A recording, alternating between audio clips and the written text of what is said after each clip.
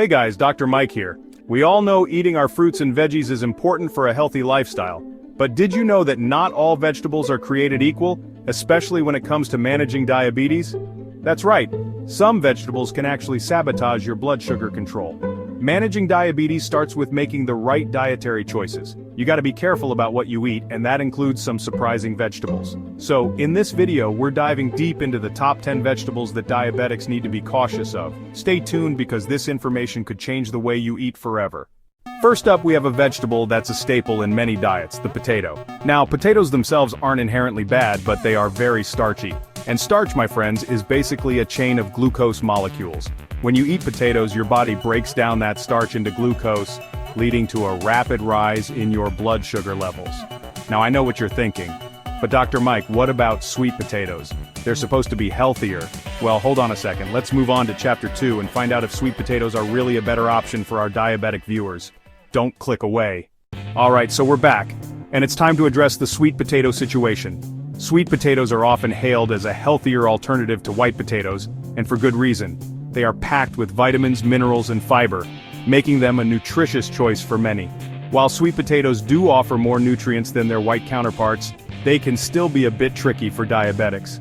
The natural sugars and carbohydrates present in sweet potatoes can cause a spike in blood sugar levels if not consumed in moderation. See, sweet potatoes contain natural sugars and a decent amount of carbohydrates. These carbs are broken down into glucose in the body, which can lead to an increase in blood sugar levels. This is particularly important for those managing diabetes or trying to maintain stable blood sugar levels. And guess what? Those carbs eventually break down into, you guessed it, glucose. This process is a natural part of digestion, but it can pose challenges for those who need to keep their blood sugar in check. This doesn't mean you need to banish sweet potatoes from your plate entirely, but portion control is key here. By managing the amount you consume, you can still enjoy the benefits of sweet potatoes without causing a significant spike in your blood sugar levels. A small serving now and then is much different than a giant pile of sweet potato fries. It's all about balance and making mindful choices. Opting for baked or steamed sweet potatoes instead of fried versions can also make a big difference. Speaking of things that often come in fry form, let's move on to another starchy veggie that can spell trouble for blood sugar. Corn. Corn is another popular food that, while nutritious, can impact blood sugar levels if not eaten in moderation. Corn, a staple in many diets around the world, from the Americas to Asia. It's versatile, delicious, and can be found in a variety of dishes, from salads to soups and even desserts. A summertime favorite, but a potential blood sugar saboteur.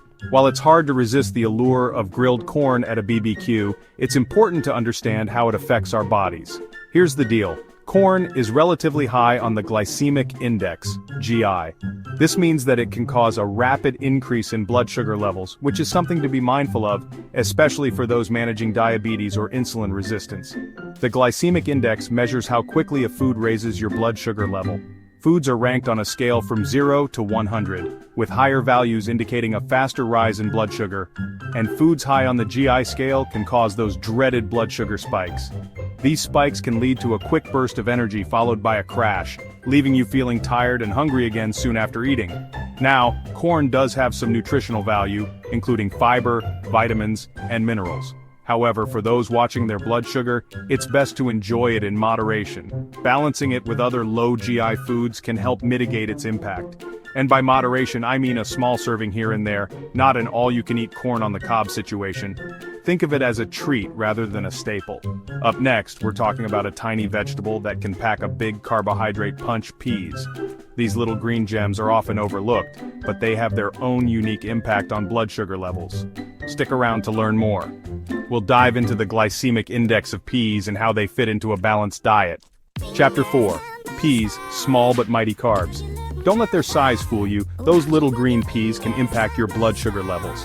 While they are packed with vitamins and fiber, they also contain a surprising amount of carbohydrates for their size.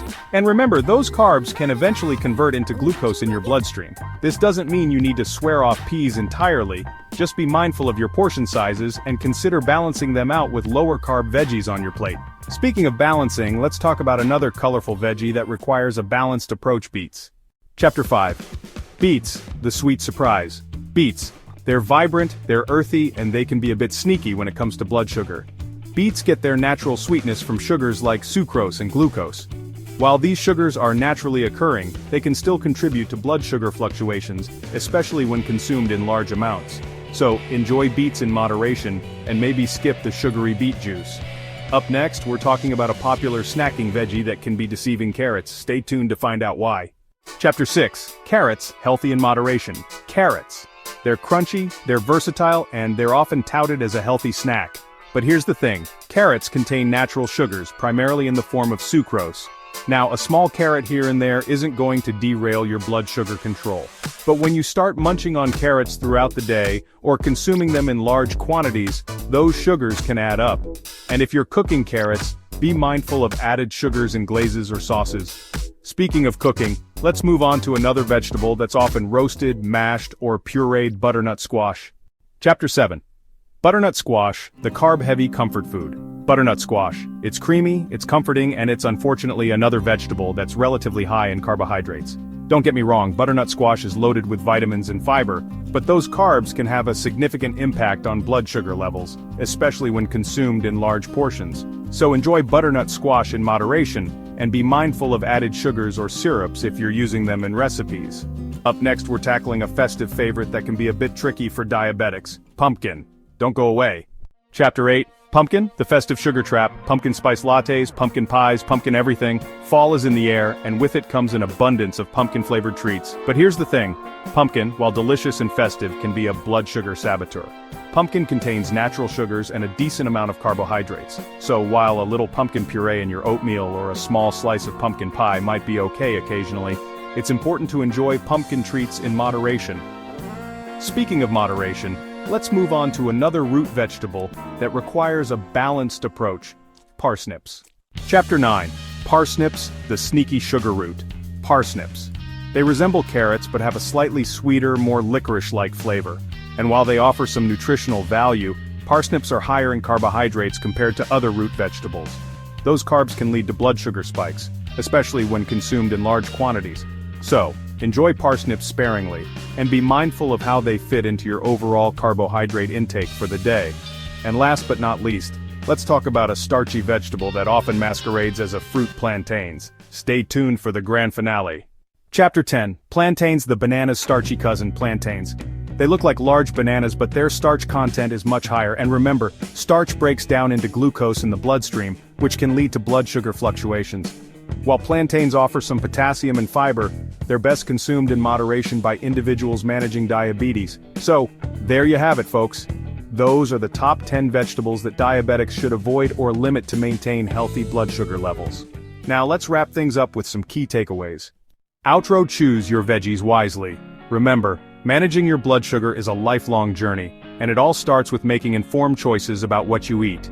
The food you consume has a direct impact on your blood sugar levels, and understanding this connection is crucial for maintaining your health. While vegetables are an essential part of a healthy diet, not all of them are suitable for diabetics. Some vegetables can cause spikes in blood sugar levels, which can be detrimental to your health. Focus on non-starchy, low-glycemic options like leafy greens, broccoli, cauliflower, asparagus, and Brussels sprouts. These vegetables are not only nutritious but also help in keeping your blood sugar in check. Incorporating these vegetables into your daily meals can make a significant difference in your overall health. And remember, moderation is key. Even the healthiest foods can become problematic when consumed in excess. It's important to balance your portions and not overeat, even when it comes to vegetables. Even healthy foods can become problematic when consumed in excess. Overeating can lead to weight gain and other health issues, which can further complicate diabetes management. Stay informed, make smart choices, and always consult with your doctor or a registered dietitian to create a personalized meal plan that works best for you. A tailored meal plan can help you manage your blood sugar levels more effectively and improve your overall well-being.